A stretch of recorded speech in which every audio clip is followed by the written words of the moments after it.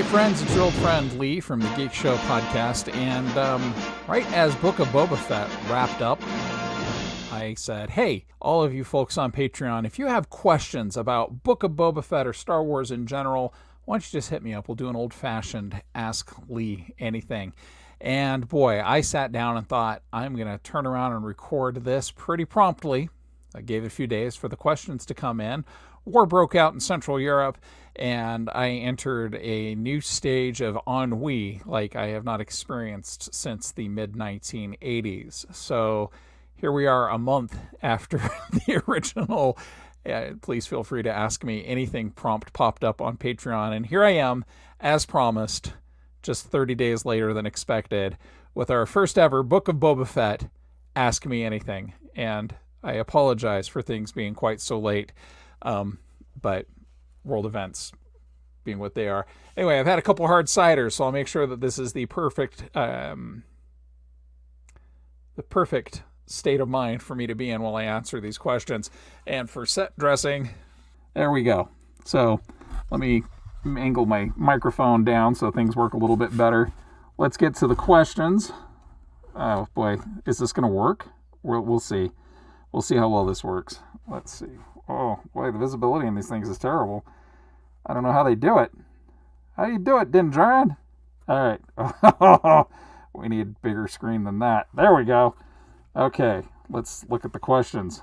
First question is from Trevor Bryant. He asks, how do you think Book of Boba Fett will tie into the upcoming shows? I think all of these shows are a giant interconnected universe. That's my personal theory. It's kind of like if you read X-Men comics back in the 90s. I had X-Men Gold and X-Men Blue and New Mutants and X-Force and X-Factor, and they are all tied together. They have their individual casts, but every once in a while they'd be like, oh, hey, let's do this interconnected story with special guest stars Magneto and Rachel Summers. And then you'd have a cool adventure for a couple issues, and they'd tie together, and that would progress the overall story of the mutant nations, but they were not inherently separate. They were just kind of slightly interconnected. So that's how I think it's going to tie together. And I think when you see the Ahsoka show pop up, and I would even be willing to hazard the Obi-Wan Kenobi show, I think they're all going to be connected. I think there's things that are going to happen in Obi-Wan Kenobi, even though it's like 20 years prior to the events of Mandalorian and Book of Boba Fett, Ahsoka, Rangers of the New Republic. I still think there's going to be elements that tie in. So we'll see how that works. Oh, my visor's starting to fog up a little bit. Getting a little lightheaded. This is not the way. Oh my gosh. Okay, Matt Wall asks, what are your thoughts on the theory that Barriss Offee was the one to rescue Grogu based on her sigil being present in his flashback? And do you think we'll get to see her in the Ahsoka show? Yes, I think we'll see Barriss Offee in the Ahsoka show. I don't know about theories about her rescuing Grogu because they're just theories. And as geeks, we've been so thoroughly groomed to take little hints and little clues and make our own things out of those. So they're not necessarily, that may have been a red herring. That may have been something that was just thrown at us to say, oh, hey, remember this? There's a little Easter egg for you. Or it could be Barriss is going to have her big redemption arc because she was arrested as a traitor after trying to bomb the Jedi Temple, and, you know, we'll see what happened. What happens to people that were arrested? Was she interred in the Jedi Temple? Do they have a special Jedi jail? Was she just stripped of her title and disgraced and thrown out like Ahsoka was when Ahsoka took the rap for Barriss's actions? Boy, how do they do anything? I couldn't battle anybody wearing this thing at all. It's, whew, man, I'm having a hard time just doing simple question and answer period with this helmet on. So let's see if I can commit to this bit. Brian Cox, his question is, what are your thoughts on Mando and Grogu being reunited in Book of Boba Fett? Do you think it will confuse fans of The Mandalorian who decided to skip Book of Boba Fett? I think it's going to lead to a little FOMO for people and build Well, for one, why didn't you watch Book of Boba Fett? I mean, cool, if it didn't resonate for you, then you didn't watch it. Great, that's fine. But I think it's going to show people that say, oh, well, that one's not for me. I don't like that actor, or I don't like that character. That's you missed an episode with Luke Skywalker and Ahsoka's reunion. You missed the reunification of Grogu and Din Djarin. You also didn't get to see like the Purge of Mandalore, which was really cool, and you missed that because you didn't want to see that. And that gets into my theory of all these shows being interconnected again. Book of Boba Fett isn't its own show so much as it's part of a bigger series, right? So them being reunited on a different show, that's cool. I'm happy to see that, and maybe it'll get people to pay a little more attention to keep hitting. Okay, Andy Bird asks, nothing better than Lisa's talking Star Wars. Thank you very much.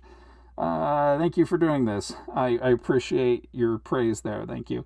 Why do you think they keep returning to Tatooine? I mean, it makes sense that the series starts there, but it seems like all the others end up there eventually. Is there anything in Star Wars lore to explain the significance? There is nothing in Star Wars lore to explain the significance, but there is everything in Star Wars' inception to explain the significance. Tatooine is a placeholder for the planet Arrakis. When George Lucas was writing Dune, when he was ripping off Dune to write the original Star Wars, a lot of what he put in there was stuff that he liked from other science fiction stories. So there's a couple French comic books that he was really heavily inspired by, the works of Mobius, the comic book illustrator, heavily influenced by that. And then, of course, there's Dune, which was like the great granddaddy of science fiction space operas. So Arrakis, this desert planet with these savage Fremen, these, they're basically your Tusken Raiders now that we've seen that the Tuskens aren't terrible, horrible people. They're just nomadic warriors trying to reclaim their land. Arrakis was also covered in seas at one time, and it has something valuable about it in the spice melange left behind by the sandworms. So I wouldn't be surprised if you end up seeing something about Tatooine having a valuable resource, because that tracks from the material that George Lucas was inspired by while creating Tatooine. I mean, they're practically interchangeable. But if you haven't read Dune, you'll see what a lot of that inspiration is. So, Brett Farr, LGK, would you rather be a Jedi, Mandalorian, or any robot, and why? I'd like to be a robot Mandalorian Jedi. That's what I'd like to be. Actually, I've always just loved the Jedi. I love the code. I love the creed. Yes, I realize that they're not allowed to have attachment, but, you know, there's cool things about both, right? Like the Mandalorians are all about family. They're all about connectiveness, but they still have their zealots. They still have their religious nuts. So the Jedi as envisioned as science fiction laser sword wielding Bushido samurai, that's really cool. Okay, this lens is really fogging up bad, so let's see how far we can go here. Lisa Western, can you give us some background on Cad Bane? For those of us who haven't watched Clone Wars, Cad Bane is a mercenary. He's a bounty hunter too. He'll take bounties, but mostly he's a mercenary. He'll take odd jobs. He's a bad mamba jamba. He's not hesitant to just kill people in cold blood. As a matter of fact, I think he was the first person you saw in Clone Wars just gun somebody down in the Clone Wars cartoon. He does have a code of honor, though. So there have been times where somebody did something that he felt was dishonorable, and so he ended up turning on them. But ultimately, he's going to do whatever he needs to do to settle a score. Apparently hated Jango Fett. I don't remember that from the Clone Wars cartoon because really Boba Fett was only involved in a couple of episodes of Clone Wars.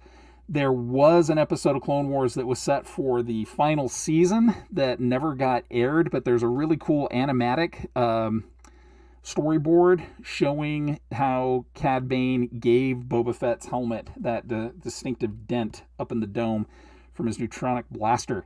So Cad Bane's a bad dude. And most of the Jedi, whoever even came across him, really had a healthy respect for his ability to kill. He also tended to use jet boots that he could use to fly around. He takes trophies from his kills. That's why he had those Mandalorian wristbands. Overall, yeah, just a nasty customer. So definitely one of the meaner, badder hired guns in the Star Wars universe. So let's go on. I think we have more Cad Bane questions here. In my house, the Rancor's name is Pumpkin. What name did you give it? That's from Tyler Hales. Here, we just call him Baby, because no one puts Baby in a corner.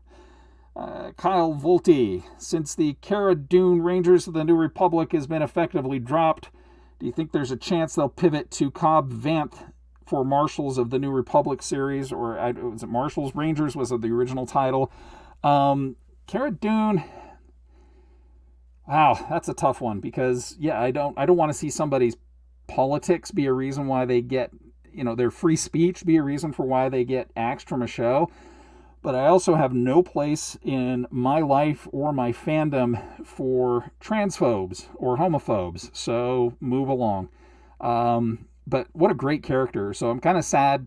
I hope maybe they can do something that, maybe have some dialogue, maybe have a learning lesson with that actress so that she can continue to portray that character. But if she can't, and she continues to be a transphobe and a homophobe, then good riddance, move on. What I do want to see, though, I think Marshals of the New Republic with Cobb Vanth would be freaking amazing.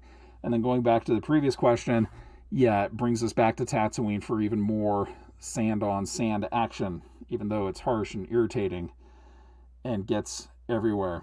Paper Alchemist, loved the show. They keep calling Boba a crime boss.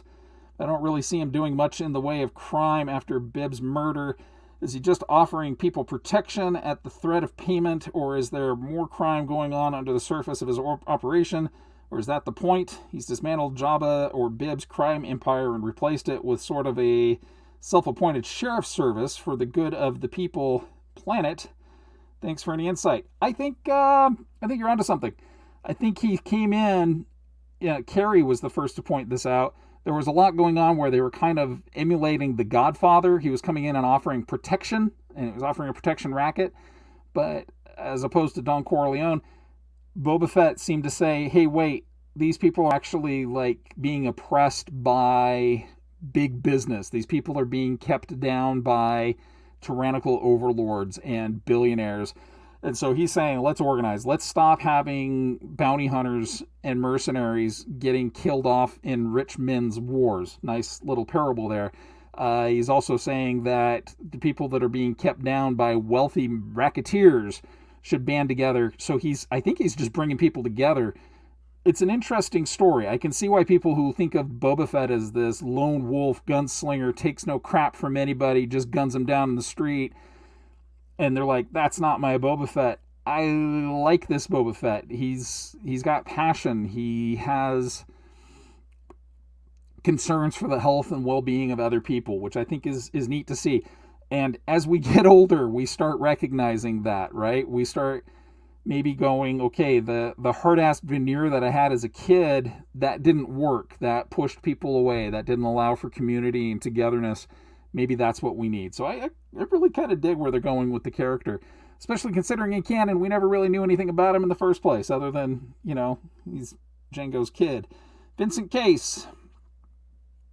So, since the season finale rendered the question he wanted to ask last week null and void, I had to reevaluate things and come up with a better question, and I think I have. Your mileage may vary. This may be a bit long-winded, so feel free to abridge. So after revealing to Grogu that he is part of the long-lived species, and Grogu seeing the repercussions of that and ditching Jedi school to be with his dad, and us knowing that eventually Luke will have to train two people that he himself has multiple attachments to, as well as being in direct contact with Ahsoka, who loved and admired his father, do you think that Grogu choosing the path of attachment affected the way that Luke trained Leia and Ben? Also, feel free not to answer these questions if you don't want to, because I know it goes into speculation territory. I know you're not into that. Well, thank you. That's very thoughtful of you. I think actually, we'll get into the timeline here. We have a question in a few minutes about where this story fits in the timeline. I think Luke's already trained Leia, to be honest. I think it's already happened. I wouldn't be surprised if Luke started training Leia right after Return of the Jedi. I think she's already a mom in this story because of where it takes place at. But I do think that regrets, and that's kind of the theme of Star Wars in general, is regret, right? So Anakin's regret over his mother's death led him to become too passionate. His fear, his attachment, and it gets into the pillars of Buddhism too, in a lot of ways, where attachment tends to be the source of all suffering. And so attachment is something that Jedi don't have, because if you're not attached to things, then you won't act passionately and wipe out a Tusken Raider village to save your mom. And you won't destroy the entire Jedi Order because you're freaked out about whether or not your wife will survive childbearing, right? So I think Luke is trying his best. We do have a lot of debate over how long Luke actually trained to be a Jedi. I think we'll actually see in the Obi-Wan Kenobi show that he's been trained just in a not typical manner, in a less orthodox manner. I also think that Luke was on Dagobah for months, because if you think about the time it would take to fly from one solar system to another, even in a science fiction show, I think the Millennium Falcon took months to go from Hoth to Bespin. So anyway, take that as you will. I think Luke, as he got older, especially when he's recognizing that this is his nephew in Ben, and in not wanting to follow along in the mistakes and the tragic mistakes that his father made and that his mentor made and his other mentor made, he just made a lot of mistakes. So letting Grogu go might have been the first step of that. I think you're onto something there. It'll be interesting to see, because I don't think that's the last we're going to see of Luke Skywalker in these stories. I think he's actually going to be a part of this ongoing storyline that we're seeing in this interconnected universe. Johnny Doms, can you EILI 5 when it takes place in the Star Wars timeline?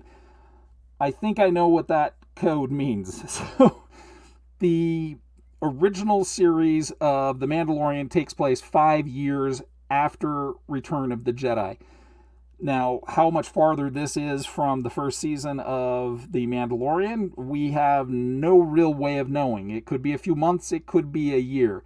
But roughly 5 years after the fall of the Empire, the death of Palpatine, and the redemption of Anakin Skywalker. So that's roughly where we're at, is 5 years after that period. Roughly 9 years after the destruction of the original Death Star. Juan Ortiz, can you give us a brief history of the Darksaber and its significance? Yes, I can. My goodness. The original Darksaber was made by Tar Vizsla about 1,000 years before the current timeline that we're in. And Tar Vizsla was significant because he was the first Mandalorian to be accepted into the Jedi Order. And for some reason, he built a lightsaber that was unlike any other lightsaber. And it became incredibly significant later on during the fall of the Old Republic, when a group of Mandalorians broke into the Jedi Temple and stole the Darksaber back, because they wanted to use that to unite the warring tribes of Mandalorian on the planet of Mandalore. And so the Jedi were too busy basically dealing with the fall of the Old Republic to deal with it, but a lot of Jedi actually died, and there was a note of contention right there between the Jedi and the Mandalorian. They stopped trusting each other, they stopped getting along, and it was probably going on for some time before the fall of the High Republic. Anyway, so it stays in Mandalore for some time, and basically anyone who wields the Darksaber, and since it was made by a Vizsla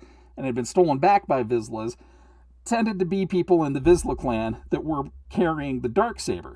And so it wasn't until Satine came along and made Mandalore a pacifist government, and then Pre Vizsla came along with his Darksaber and tried to unite the warring tribes, or the more violent militant tribes of Mandalorians.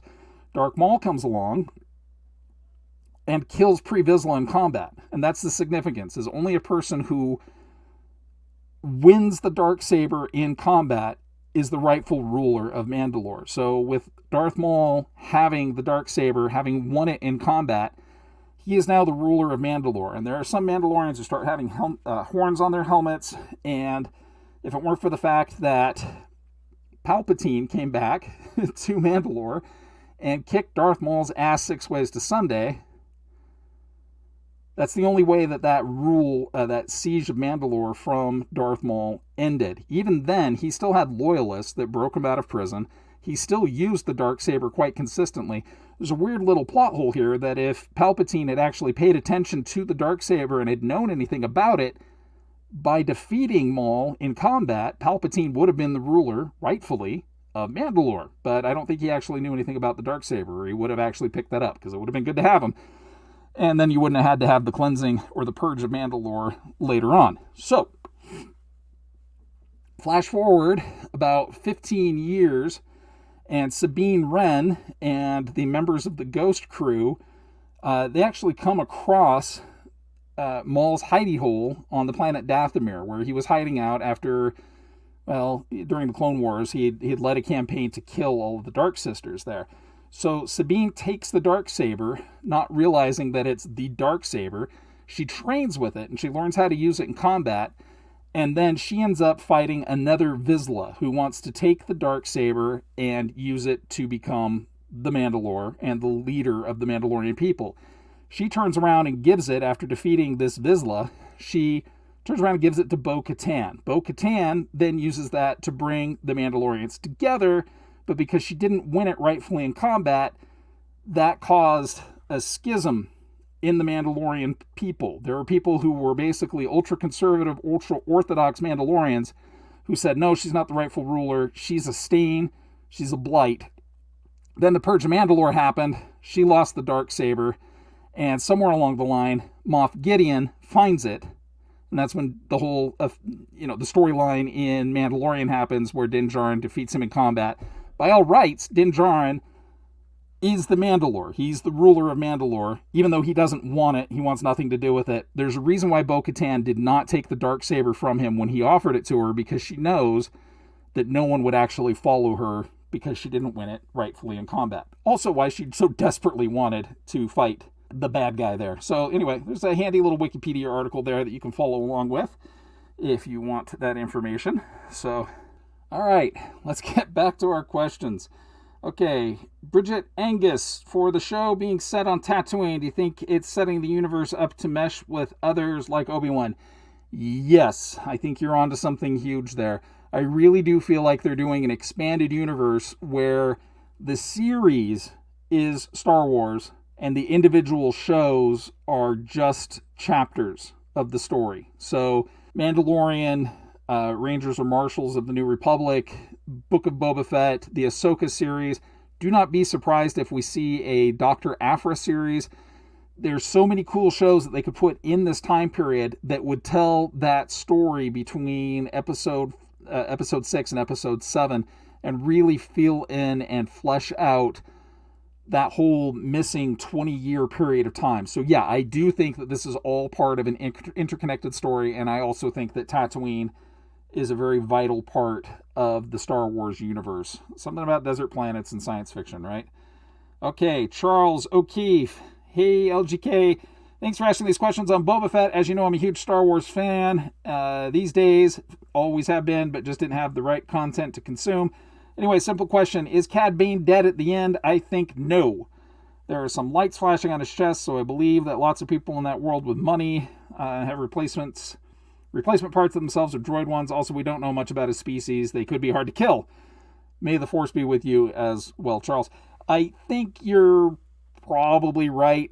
For one, Dave Filoni created Cad Bane on the Clone Wars cartoon, and he really, really likes that character.